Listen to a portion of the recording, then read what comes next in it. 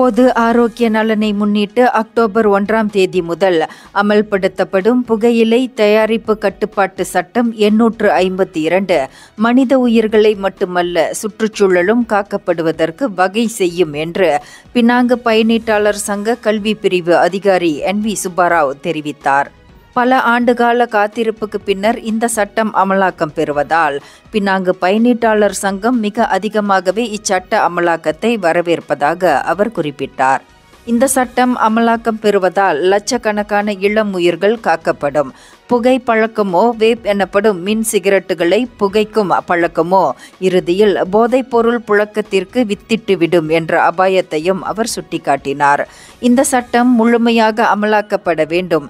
எச்சரிக்கை அல்லது அபராதம் விதிப்பதோடு நின்றுவிடாமல் கடுமையான நடவடிக்கையையும் சம்பந்தப்பட்டவர்கள் மீது எடுக்கப்பட வேண்டியது அவசியம் என்று அவர் வலியுறுத்தினார். இந்தியர்களின் இதய குரல் மக்களோசை.